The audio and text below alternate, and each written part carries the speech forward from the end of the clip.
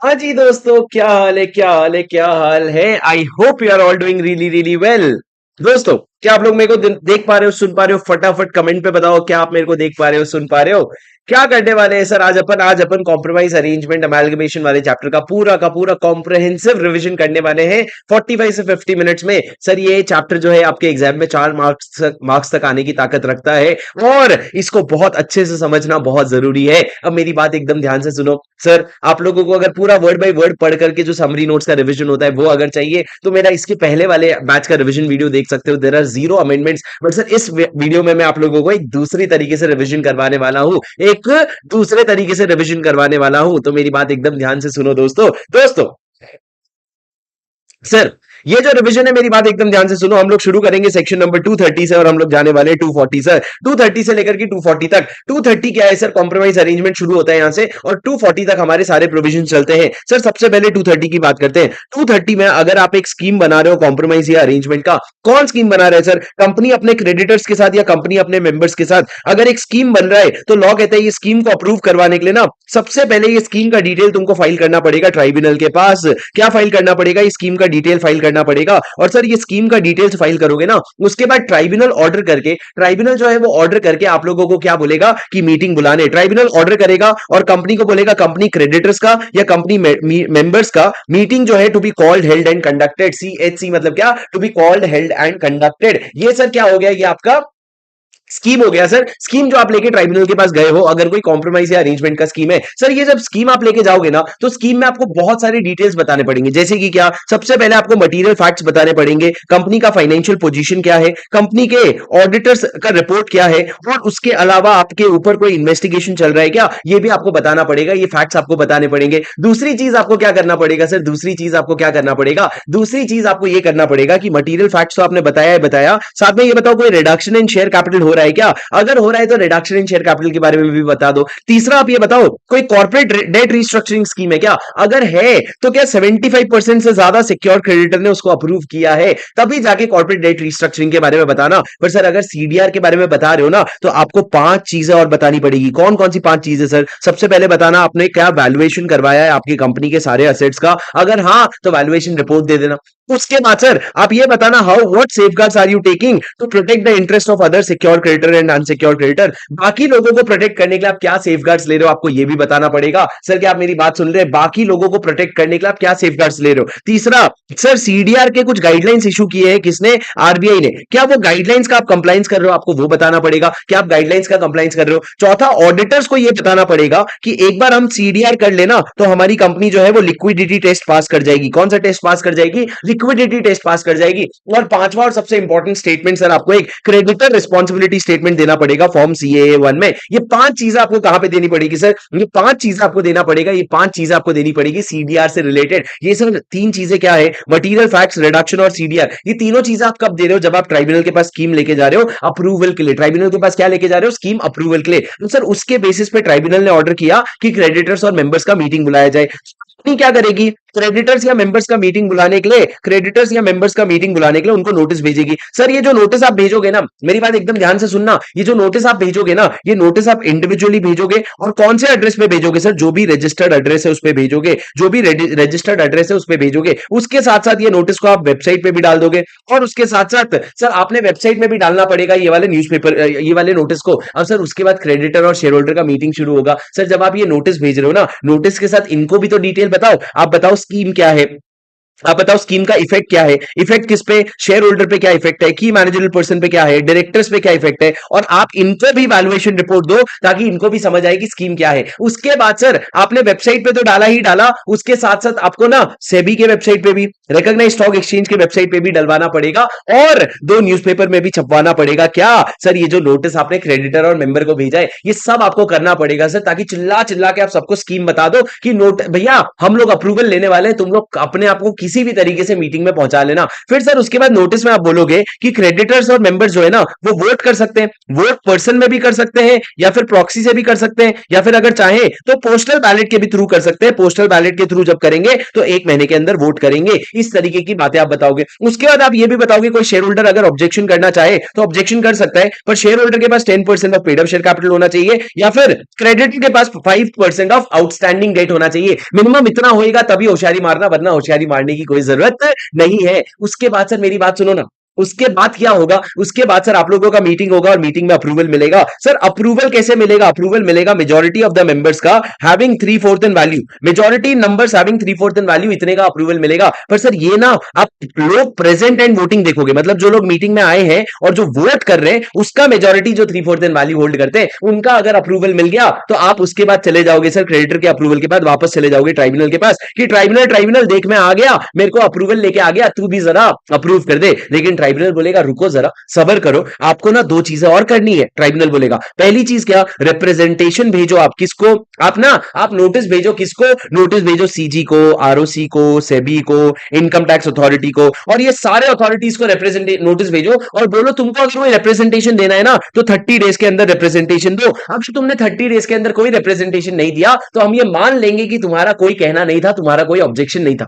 उसके बाद सर दूसरा आपको यह भी ध्यान रखना पड़ेगा कि आपके पास एक ऑडिटर का सर्टिफिकेट है कि ये जो हम स्कीम कर रहे हैं ना कॉम्प्रोमाइज और अरेंजमेंट का, इसका जो अकाउंटिंग ट्रीटमेंट होगा वो सेक्शन 133 के हिसाब से होगा, यानी कि अकाउंटिंग स्टैंडर्ड के हिसाब से होगा। ऐसा एक स्टेटमेंट ऑडिटर को बना के देना पड़ेगा। सर ऐसा एक स्टेटमेंट क्या करना पड़ेगा, ऑडिटर को बना के देना पड़ेगा। क्या आप मेरी बात समझ रहे हो सर? हाँ सर, ये क्या हो गया, ये पूरा का पूरा स्कीम हो गया। अब सर इसके बाद स्कीम के कुछ छोटे छोटे पॉइंट्स है जो मैं आपको बता देता हूं। अप्रूवल मिल गया, रिप्रेजेंटेशन आ गया, और सर उसके बाद ट्राइब्यूनल ऑर्डर दे रहा है ना तो अपने ऑर्डर में 5 चीजें लिखेगा। ट्राइब्यूनल कितनी चीजें लिखेगा बताओ? 5 चीजें। कौन सी 5 चीजें सर? सबसे पहला, स्कीम में अगर प्रेफरेंस शेयर होल्डर का इक्विटी शेयर होल्डर में कन्वर्जन हो रहा है तो आप ये बताओगे जो प्रेफरेंस शेयर होल्डर का अरियर्स ऑफ डिविडेंड क्या है, अरियर्स ऑफ डिविडेंड उसका पेमेंट कैसे होगा आप वो बताओगे, कैश में होगा कि इक्विवेलेंट इक्विटी शेयर्स में होगा। दूसरा आपको बताना पड़ेगा for protection of class of any specific class of share creditors, creditors की बात कर रहे हैं सर। तीसरा, अगर आपका वेरिएशन ऑफ राइट्स हो रहा है ना तो आप सेक्शन 48 का भी इफेक्ट देखोगे अगर आपका वेरिएशन ऑफ राइट्स हो रहा है। चौथा,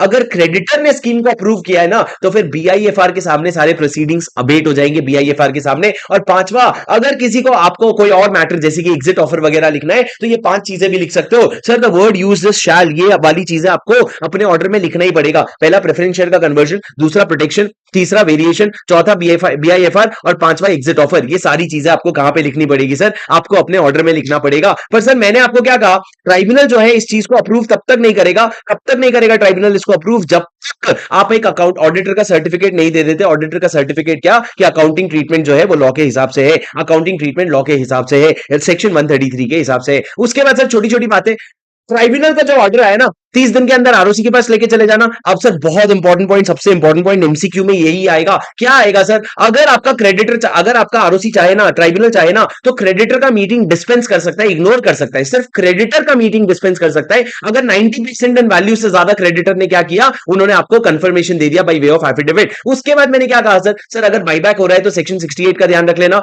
और स्कीम में टेक ओवर ऑफर हो सकता है, स्कीम में टेक ओवर ऑफर हो सकता है, कोई प्रॉब्लम नहीं है। उसके बाद सर मैंने क्या बोला, अगर कोई भी अग्रीव पार्टी है ना, किसी को अगर स्कीम नहीं जमा तो अग्रीव पार्टी किसके पास जाएगा सर? ट्राइब्यूनल के पास अपील लेकर के जाएगा। और सर अगर ट्राइब्यूनल ने कोई ऑर्डर दिया है उसके वजह से रिडक्शन इन शेयर कैपिटल हो रहा है ना तो सेक्शन 66 अप्लाई नहीं होगा। ये कुछ छोटे छोटे पॉइंट्स थे सर, बट ओवरऑल आपको स्कीम समझ आ गया होगा सर। 230 का स्कीम के बाद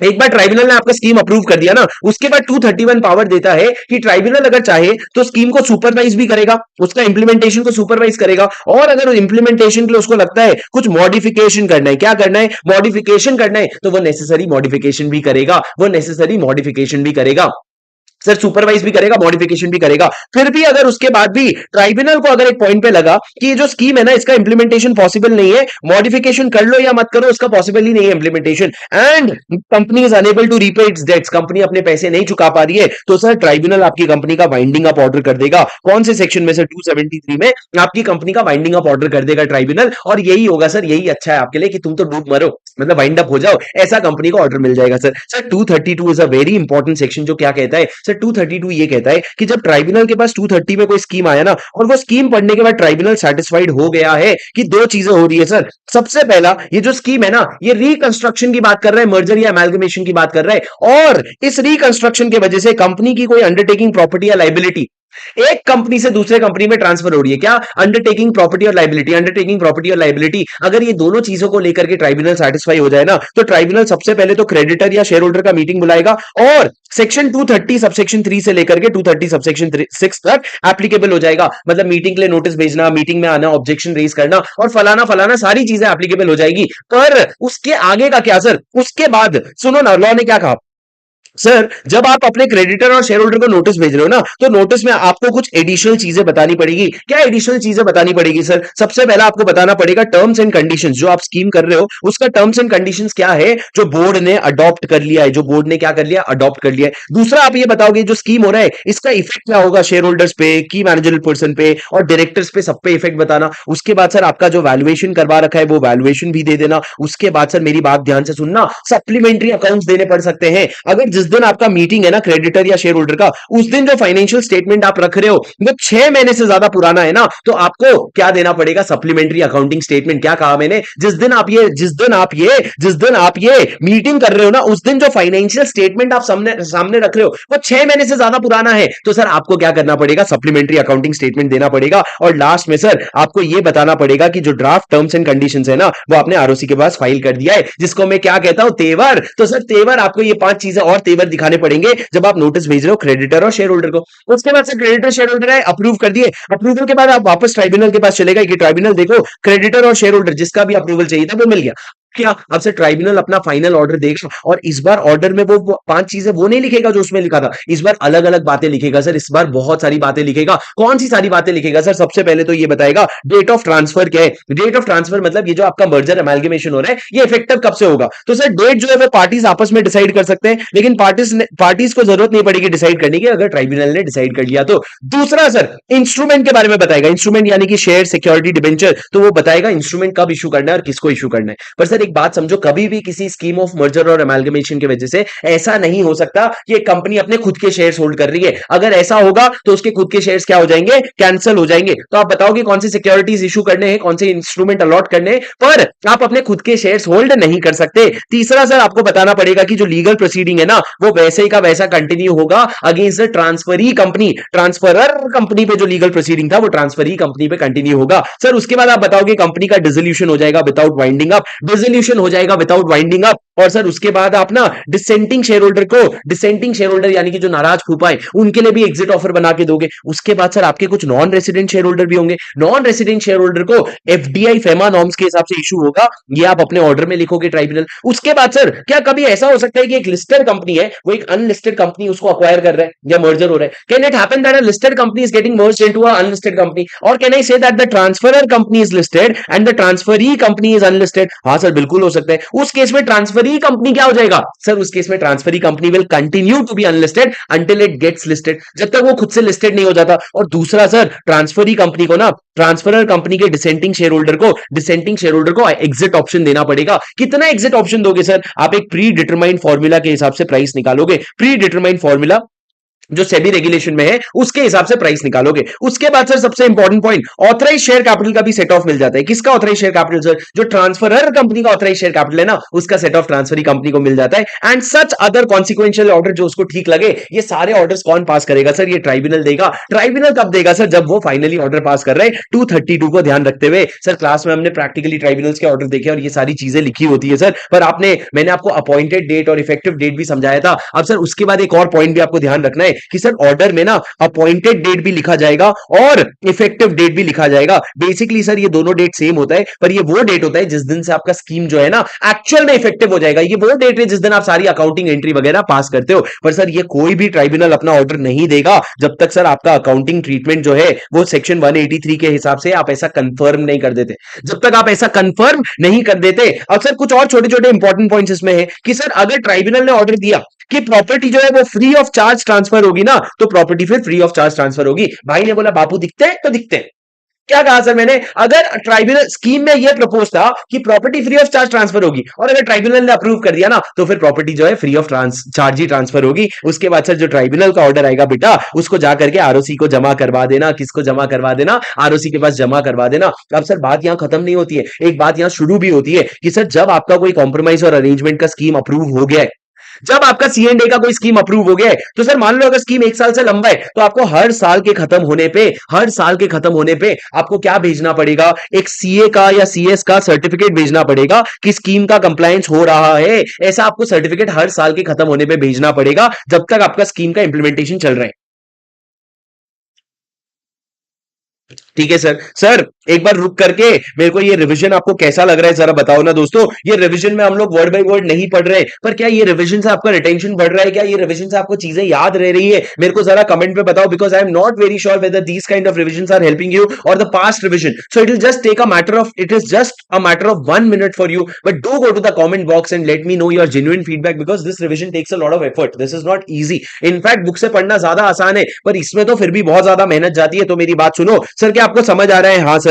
उसके बाद सर 232 हो गया। अपनी बात सुनो आगे की सर। 233 क्या कहते हैं? 233 ये कहते हैं, बहुत अच्छा है सर, 233 कहते हैं फास्ट ट्रैक मर्जर। सर ये फास्ट ट्रैक मर्जर ना हर किसी के नसीब में नहीं है, ये सर स्मॉल कंपनी के नसीब में है। उसके अलावा सर होल्डिंग और होल्डी ओन सब्सिडरी के कंपनी के नसीब में है, और उसके अलावा सर दो स्टार्टअप अगर मर्ज होना चाहते हैं तो उनके लिए भी ये फास्ट ट्रैक मर्जर है। इनफैक्ट अगर एक स्मॉल कंपनी और एक स्टार्टअप भी मर्ज होना चाहते हैं ना, तो ये प्रोविजन एप्लीकेबल होगा फास्ट ट्रैक मर्जर का। फास्ट ट्रैक मर्जर मतलब sir as the word itself indicates there is a shortcut. Sir यहाँ पे शॉर्टकट क्या है? अगर इस तरह की कंपनी मर्जर करना चाहती है ना, आप 232 के रास्ते जाने की जगह 233 के रास्ते आ सकते हो। 233 के रास्ते में क्या है सर? ये जो दोनों ट्रांसफरर कंपनी और जो ट्रांसफरी कंपनी है, ये दोनों कंपनी क्या करेंगे सर? ये दोनों कंपनी जाएंगे किसके पास? ये दोनों कंपनी सबसे पहले जाएंगे आरओसी के पास, और फिर जाएंगे ऑफिशियल लिक्विडेटर के पास। आरओसी या ऑफिशियल लिक्विडेटर या कोई भी पर्सन जो ये स्कीम से अफेक्ट होने वाला है, और उनको बोलेंगे तुमको कोई अगर ऑब्जेक्शन या सजेशन है ना, तो तुम ऑब्जेक्शन या सजेशन दे दो हमको 30 डेज के अंदर। उसके बाद सर जब ये ऑब्जेक्शन और सजेशन आएगा, तुम लोग सबसे पहले बनाना डिक्लेरेशन ऑफ सॉल्वेंसी, और ये डिक्लेरेशन ऑफ सॉल्वेंसी लेके आप शेयर होल्डर और क्रेडिटर के पास चले जाना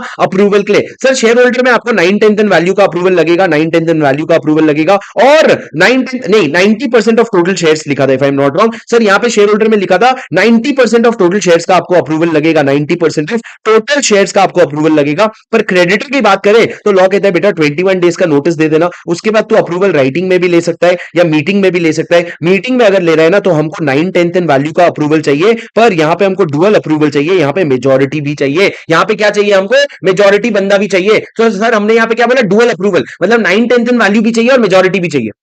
क्या कर रहे हो रे तुम लोग? स्पैम कर रहे हो? Very good, very good. Setter commerce, very good. Hide user from this channel. चलो वेरी गुड, करो।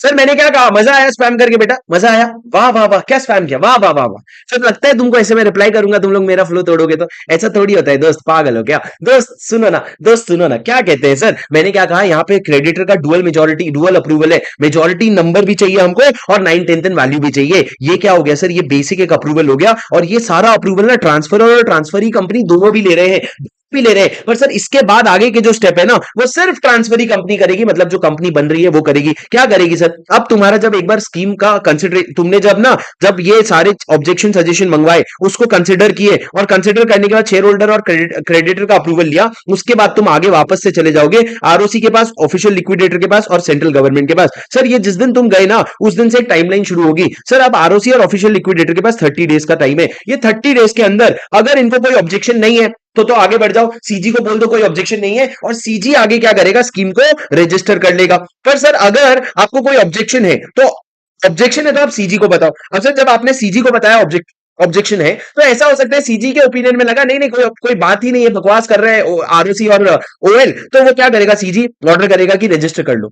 सीजी को लगेगा हाँ भैया पब्लिक इंटरेस्ट में ना ये हमको मर्जर करना नहीं चाहिए, तो फिर वो नहीं, उसको लगेगा कि he is not satisfied that this case should go under fast track merger. तो सीजी क्या करेगा? केस को रेफर करेगा 232 में ट्राइब्यूनल को, कि ट्राइब्यूनल अगर तेरे को देखना है ना, तो तू ये वाला केस देख ले। और ट्राइब्यूनल को अगर रेफर करोगे ना, ट्राइब्यूनल के पास ऑप्शनल है, केस लेना। अगर ट्राइब्यूनल चाहे तो ट्राइब्यूनल ये केस ले सकता है, पर उसको साथ में रीजंस भी बताना पड़ेगा कि मैं क्यों ये केस को एक्सेप्ट कर रहा हूं। Now coming back to what happens if it gets registered, यदि स्कीम रजिस्टर्ड हो जाता है तो क्या होगा सर, तो फिर कंपनी को जाकर के ना, कंपनी को जाके आरओसी को बताना पड़ेगा। कौन से वाले आरओसी को सर, ट्रांसफरी कंपनी के आरओसी को बताना पड़ेगा कि वो क्या हो गया, हमारे सेंट्रल गवर्नमेंट ने अप्रूव कर दिया है, तो तू भी जरा इसको रजिस्टर कर ले। सर ये जब रजिस्टर कर लेगा ना, उसके बाद दो जन को जाके बोलेगा, एक तो आरओसी ट्रांसफरर कंपनी को बताएगा, ओए ओए चल ट्रांसफरर निकल, तेरी कंपनी का कोई इज्जत ही बचा नहीं है। और दूसरा सर जो ट्रांसफरर कंपनी है ना, उसका डिसोल्यूशन विदाउट वाइंडिंग अप हो जाएगा। क्या हो जाएगा, डिसोल्यूशन विदाउट वाइंडिंग अप। मतलब सर, मतलब क्या डिसोल्यूशन विदाउट वाइंडिंग अप, मतलब क्या असेट वसेट बेचे नहीं, फिर भी तुम्हारी कंपनी का क्या हो गया, वाइंडिंग अप हो गया।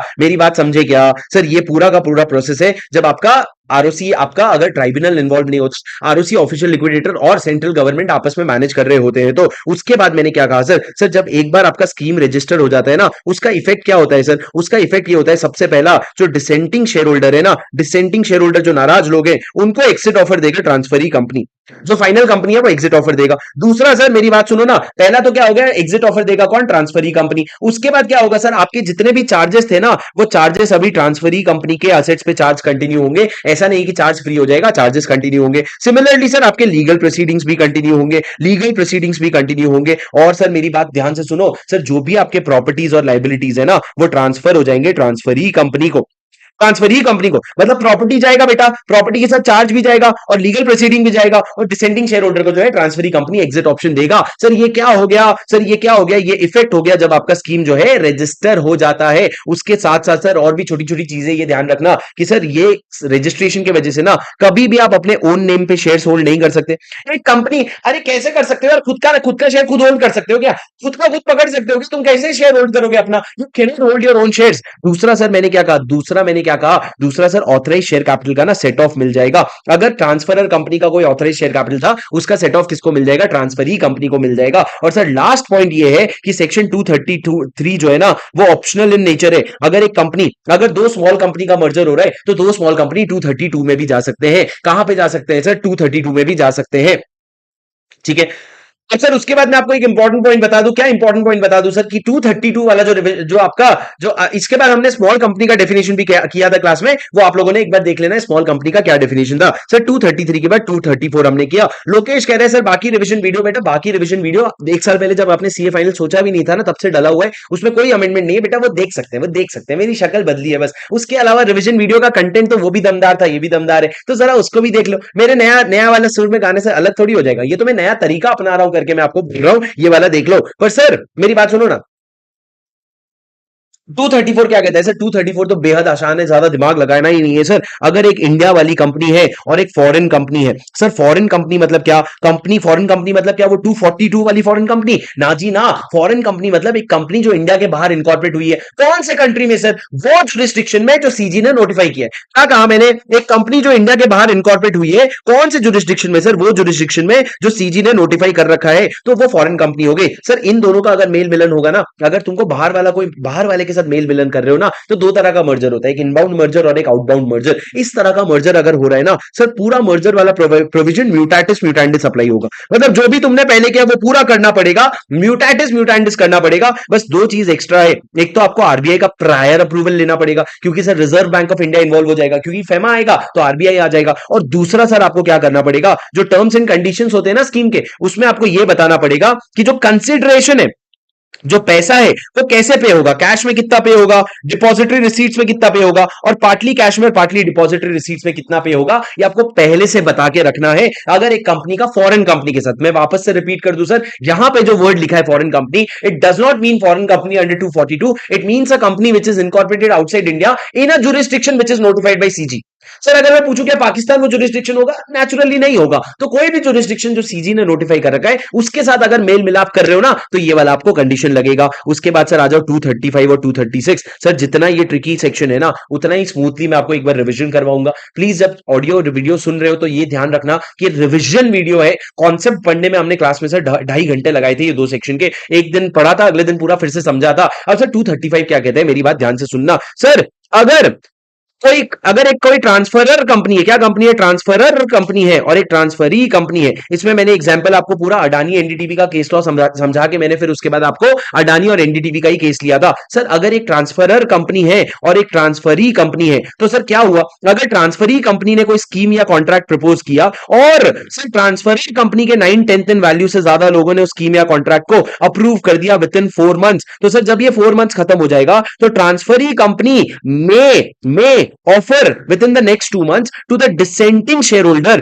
डिसेंटिंग शेयर होल्डर को क्या ऑफर करोगे कि हम आपके shares, we desire to acquire your share, इस तरह का आप ऑफर दे सकते हो सर। लेकिन जब ये 9/10 इन वैल्यू देख रहे हो ना, तो वो शेयर्स जो ट्रांसफरी कंपनी ट्रांसफरर कंपनी में ऑलरेडी होल्ड करता है या तो खुद या अपने सब्सिडरी के थ्रू, वो शेयर्स को इंक्लूड नहीं करोगे। उसके बाद 9/10 ने अगर अप्रूव कर दिया तो बाकी 10% डिसेंटिंग शेयर होल्डर के पास आप अगले 2 महीने में जा सकते हो, क्या बोल के कि हम अपने शेयर्स खरीदना चाहते हैं। सर जैसे ही आप जाओगे ना, उसके अगले 1 महीने के अंदर जो आपके डिसेंटिंग शेयर होल्डर है वो या तो ट्राइब्यूनल में अपील फाइल करेंगे या फिर वो कोई भी एक्शन नहीं लेंगे। सर अगर ट्राइब्यूनल में अपील फाइल किया और अगर वो डिसमिस हो गया तो फिर गलत बात है, पर अगर ट्राइब्यूनल अगर एडमिट कर लेता है ना एप्लीकेशन, तो आपका पूरा प्रोसीजर होल्ड पे चले जाएगा, बात आगे नहीं बढ़ेगी। पर सर अगर डिसमिस कर देता है या फिर आप अपील फाइल ही नहीं करते ना, तो फिर सर ये जो ऑफर दिया ना ट्रांसफरी कंपनी ने, it will be entitled and bound to acquire the shares of the transferee company. आपको हक भी हो जाएगा और आप पे जबरदस्ती भी हो जाएगा, आपको आप शेयर्स तो खरीदने ही पड़ेंगे। आप पार्टली नहीं, अगर 10% डिसेंटिंग शेयर होल्डर है तो पूरे 10% का शेयर आपको खरीदना ही पड़ेगा, कोई भी ऑप्शन आपके पास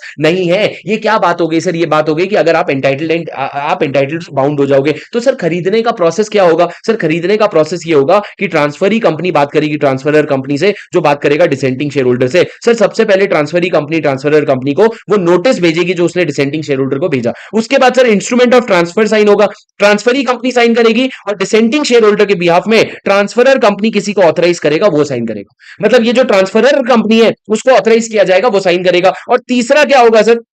इंस्ट्रूमेंट ऑफ ट्रांसफर हो गया। और तीसरा क्या होगा? प्राइस का पेमेंट हो जाएगा sir, transferee company transferor company को प्राइस का पेमेंट कर देगी। उसके बाद मैंने क्या कहा सर, जब एक बार आपका ये डील हो जाता है ना, उसके 1 महीने के अंदर जो ट्रांसफरी कंपनी है वो जाएगा अपने डिसेंटिंग शेयर होल्डर के पास और उनको बताएगा मालिक ठाकुर तो गए, मतलब आप शेयर होल्डर को बताओगे शेयर होल्डर सुनो, आपके शेयर्स जो है वो बिक गए हैं और बदले में हमको कंसिडरेशन आ गया। क्या आ गया है? कंसिडरेशन आ गया है। और सर उसके बाद अगले 60 दिन के अंदर आप क्या करोगे? वो कंसिडरेशन को डिस्पैच कर दोगे, कंसिडरेशन का पेमेंट कर दोगे जो भी डिसेंटिंग शेयर होल्डर है। जब तक पेमेंट नहीं करते ना, तब तक ये माना जाएगा तुम उनको डिसेंटिंग शेयर होल्डर के ट्रस्ट में होल्ड कर रहे हो, मतलब उनके भरोसे पे होल्ड कर रहे हो। ये पूरा क्या था सर? ये पूरा सेक्शन 236 था, जहां पे आप डिसेंटिंग शेयर होल्डर का टेक शेयर ले रहे हो, इसको हम हॉस्टाइल टेक ओवर भी कहते हैं। पर सर अब पढ़ने वाले 236, 236 क्या कहता है सर? मेरी बात ध्यान से सुनना। 236 ये कहता है कि अगर कोई अक्वायरर है जो अक्वायर करते करते 90% से ज्यादा issued share capital, equity share capital ले लेता है किसी कंपनी का, या फिर अगर कोई पर्सन है सर या ग्रुप ऑफ पर्सन है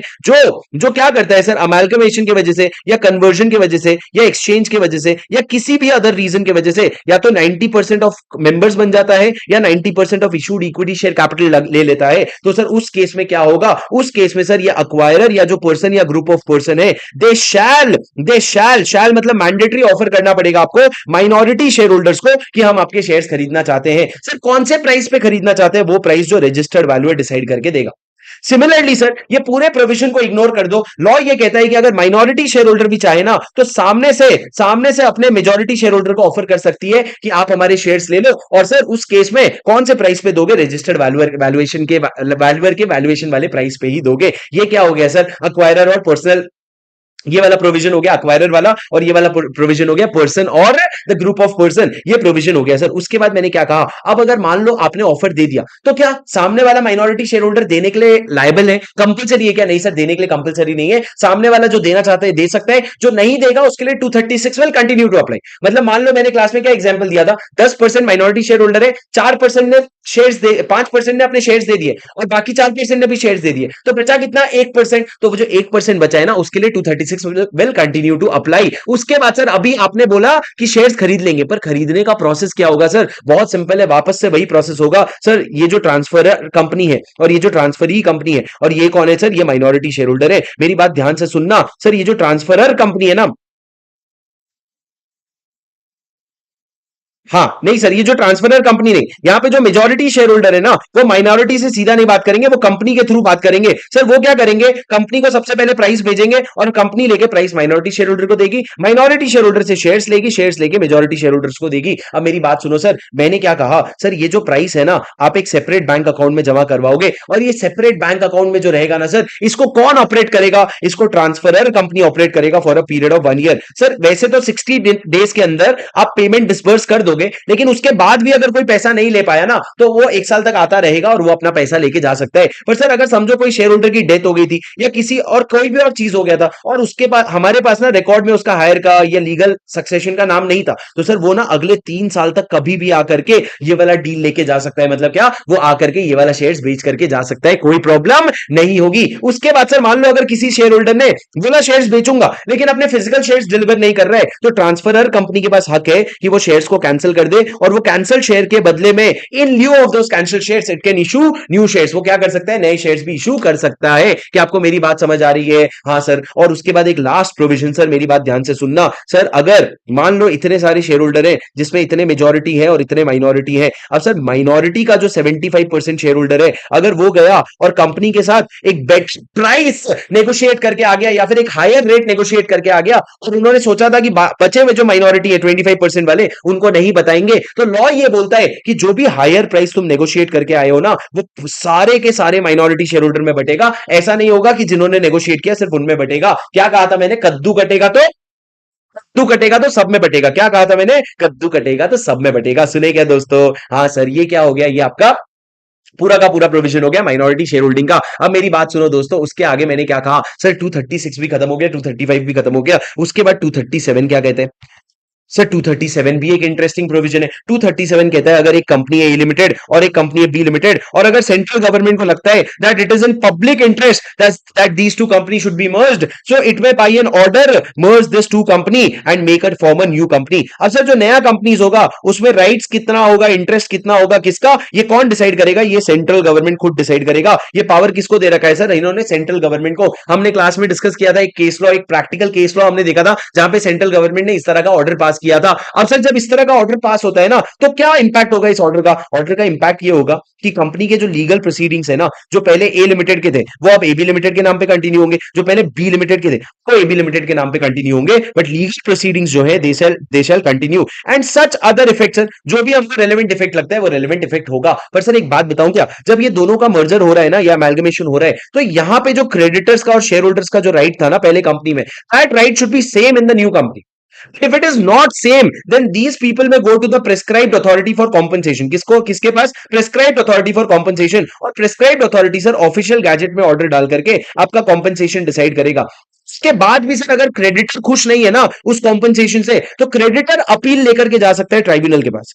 किसके पास अपील लेके जाएगा सर? ट्राइब्यूनल के पास। और फिर ट्राइब्यूनल जो है ना फाइनली असेसमेंट करेगा कि कॉम्पनसेशन कितना होना चाहिए। पर इसी तरीके से सर आपको क्या होगा, आप अपना कॉम्पनसेशन निकालोगे। सर अपील जो होगा ना वो आपको 30 डेज के अंदर करना पड़ेगा। कितने दिन के अंदर? अरे भूल जाओगे ये प्रोविजन, ट्राइब्यूनल के पास कितने दिन के अंदर जाओगे सर? 30 दिन के अंदर जाओगे। लेकिन सर ये जो मन इच्छा वाला ऑर्डर आप पास कर रहे हो, क्या ऐसे ही ऑर्डर पास कर दोगे क्या? लॉ ने बोला वैसे तो ऐसे ही कर देंगे, लेकिन 3 कंडीशन मीट कर लेना। सबसे पहले जो भी तुम्हारा ड्राफ्ट ऑर्डर है ना, वो ड्राफ्ट ऑर्डर तुम भेजना दोनों कंपनीज को। दोनों कंपनीज को तुम क्या करना, ड्राफ्ट ऑर्डर भेजना और उनको बोलना तुम्हारा कोई भी ऑब्जेक्शन या सजेशन है ना, वो हमको स्पेसिफाइड पीरियड में बता दो। सर वो स्पेसिफाइड पीरियड ऐसे नहीं 2 दिन का 3 दिन का हो गया, आपको मिनिमम 2 महीने का टाइम देना पड़ेगा कि 2 महीने में हमको अपना ऑब्जेक्शन बता दो। उसके बाद सर सामने वाले का ना ड्राफ्ट ऑर्डर के बेसिस पे अपील करने का पावर होता है। अगर वो अपील करने का पावर है ना, तुम वेट करो कि जब तक अपील करने का टाइम है तब तक अपील करने का टाइम नहीं निकल जाता। और तीसरा, जब एक बार आपके पास ऑब्जेक्शन या सजेशन आ गया ना, आपने उसको कंसिडर किया, उसके बाद आपको लगा नेसेसरी मॉडिफिकेशन करना है तो मॉडिफिकेशन किया, और उसके बाद आपने क्या किया, फाइनल ऑर्डर जो है पास कर दिया, और ये ऑर्डर जो है अब एप्लीकेबल हो जाएगा। ये ऑर्डर जो है अब एप्लीकेबल हो जाएगा। मतलब पहले तुमने उनको अपॉर्चुनिटी ऑफ बीइंग हर्ड दिया, अपील करने का मौका दिया, और फिर ही उसके बाद ऑर्डर पास किया। सर ये जो भी ऑर्डर सेंट्रल गवर्नमेंट होशियारी में पास करता है ना, इसको आपको हाउस ऑफ पार्लियामेंट के सामने रखना पड़ेगा। अरे सर समझ आ रहा है क्या? हाउस ऑफ पार्लियामेंट के सामने रखना पड़ेगा। सर अगर आपको समझ आ रहा है तो इस वीडियो को लाइक जरूर कर देना, प्लीज इस वीडियो को लाइक जरूर कर देना, because guys and do let me know in the comment how you are finding this revision, because you know that your appreciation is my motivation. तो वीडियो को लाइक जरूर करके जाना। भगवान मेरी दुआ है जिसको भी अच्छा अच्छा लगा ये वीडियो उनसे लाइक करवा देना, उनको मेरे तरफ से एक नंबर एक्स्ट्रा दिलवा देना एग्जाम में। भगवान मेरी दुआ है, बस दुआ है, बस बाकी भगवान की इच्छा है आगे। सर मैंने क्या कहा, 237 क्या है, गवर्नमेंट, इसको कहते हैं सर फोर्स्ड मर्जर, इसको कहते हैं फोर्स्ड मर्जर। उसके बाद सर 237 के बाद 238 पढ़ा हमने। 238 कुछ भी नहीं है सर, वो 235 से रिलेट करता है। क्या कहता है सर, 235 में अगर कोई ट्रांसफरी कंपनी है जो ट्रांसफरर कंपनी के शेयर्स लेने आए, तो सर जो भी ऑफर आया है ना, वो ऑफर और जो ऑफर आप सर्कुलेट करने वाले हो, वो ऑफर जिसको मैं सर्कुलर कहता हूं,